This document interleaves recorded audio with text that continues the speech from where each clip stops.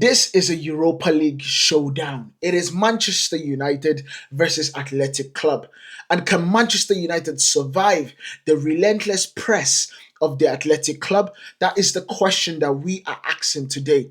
But before we go any further, I'm going to be giving you guys a rundown of what we are going to be talking about here in this video. So we are going to be talking about one thing is the attacking style of Athletic Club and Manchester United, the defensive style of Athletic and of Manchester United, and then we're going to go into key battles between the both clubs and how I believe this game could be won by either club, or and then we are going to go into key players that I believe for both teams would have to actually have a really good game for them to actually play and win this game. Now, we all know the consequences of this game. This is the first half of the Europa League Semi-Finals. You win this tie and you go into the finals. Now, Manchester United are going to Bilbao.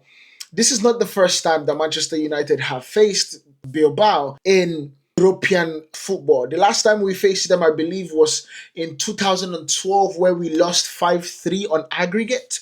I think that the manager at that time was Sir Alex.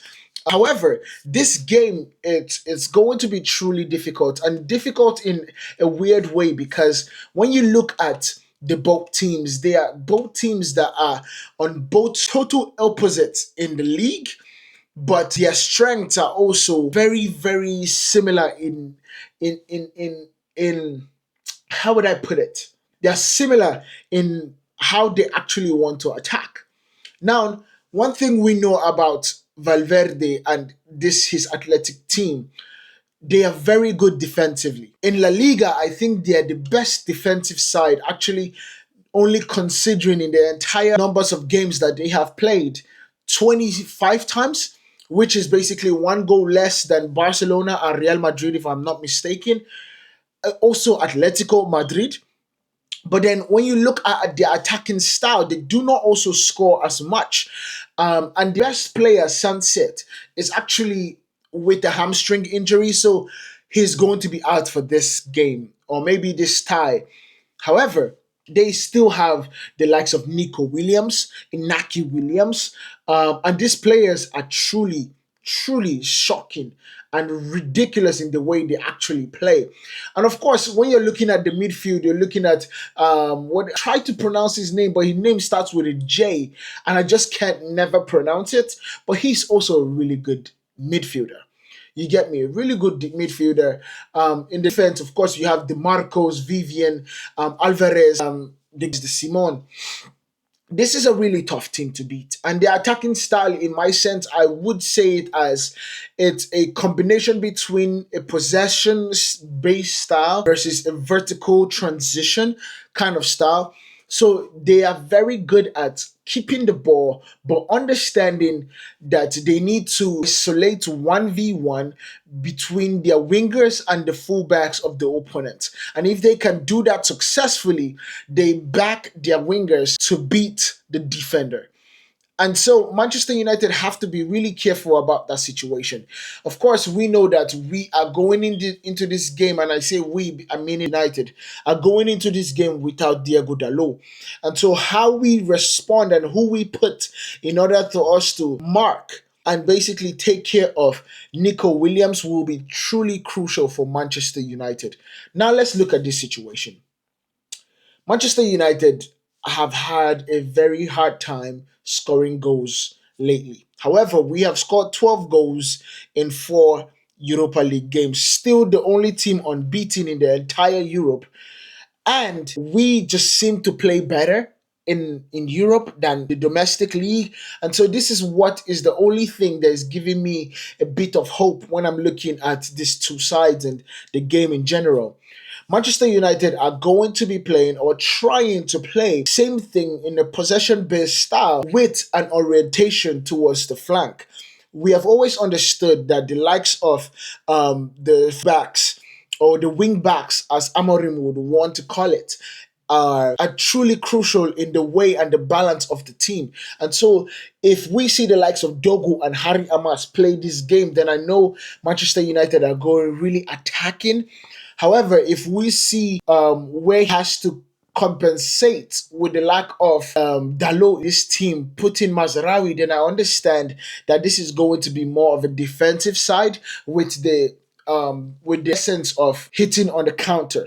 That means when we see Masarawi go on the wing back position, I believe we are going to see Garnacho play. And so, in this sense, I would put it as this: Manchester United are going to have a tough time in getting the ball. However, we are going to be banking on a lot of transitions for us to actually win this game. And that is one thing that I believe is going to plague Manchester United in this situation, because Spanish teams do not like to give up the ball. And in that sense, their defense is also really strong. So whatever chance we get, we need to actually execute and actually score, because if we keep on missing chances on chances, we are going to get punished. But I think this actually plays into our hands, because Athletic Club have a problem in scoring goals, especially because Sunset is not going to be playing this game. It is going to be forcing Manchester United to play in a mid or low block. Therefore, I feel like we need a lot of pace. So Garnacho would have to play this game. And I think also Hojlund would have to play this game in order for us to be able to pin their centre backs backwards instead of allowing them to push up a lot more. So, in this situation, when it comes to the key battles, I believe the key battle would definitely be Garnacho versus the Jai, or whatever his name is. I've forgotten how to pronounce him, but I believe there's a defensive player that has a tenacity that is quite impressive, and his name starts with a J. And so I think Garnacho would definitely have a lot of onus in terms of if Manchester United actually wins this game. Second, it would be Bruno Fernandes and where he plays. If Bruno Fernandes plays in the number 10 role, I believe Manchester United understand that we need to get transitions going, and this is who we need to create that. We need to understand that the low block will be happening or the mid block will be happening, and Bruno will be in charge of putting those long balls. And so every single person that understands this game and understands how Manchester United want to play, they understand when we are playing in that low block and we are being pinned back, that outlet between Bruno Fernandes and Garnacho is quite crucial. And so you would see Garnacho play the 10 and also Bruno play the 10.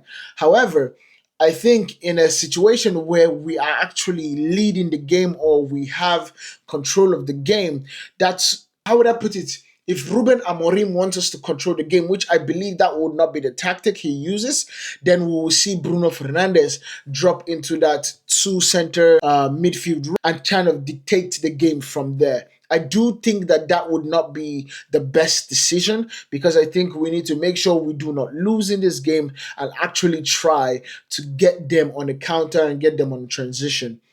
Now, those are the two things that I think if we win those key battles, we have an opportunity to win this game.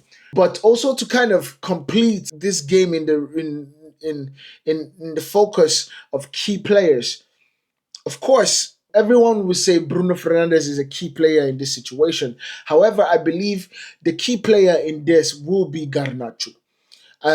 His to drag players, his ability to carry the ball, to dribble, and to dash long distances would definitely be what is needed in this game. So he definitely is a key player for Manchester United, and a key player for Athletic would be Nico Williams. I think Nico Williams facing the side of Manchester United that is going to be technically the weakest, because Dalo is not there, and so we have to do a makeshift of our right wing back and basically a makeshift of our right centre back.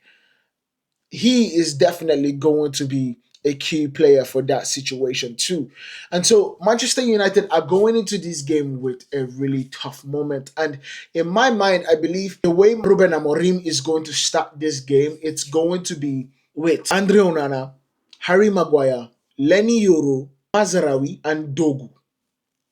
I think I think those are going to be. So I said Maguire. Two tens is going to be Bruno Fernandes and Garnacho, and then in the number 9 position, of course, is going to be Hojlund, because it just makes sense. We don't really have a lot of players and a lot of people in order to replace him, so he's definitely just going to go in. So I think this game, in terms of my prediction, I think Manchester United will be able to get 2-1.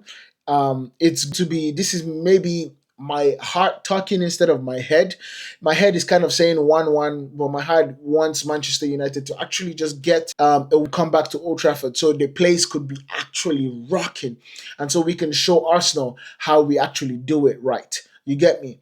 So let me know what you guys think about this situation down here, because Manchester United are going to be facing Athletic Club, which is going to be a big game. This is honestly going to be the hardest game in the entire Europa League so far, and we are facing the people that the finals are going to be played in their stadium, and I know they want to be playing in their stadium during the final. So let me know what you guys think down in the comment. Make sure you guys hit that like button, hit that subscribe button if you haven't. I'll see you guys in the next one. Peace.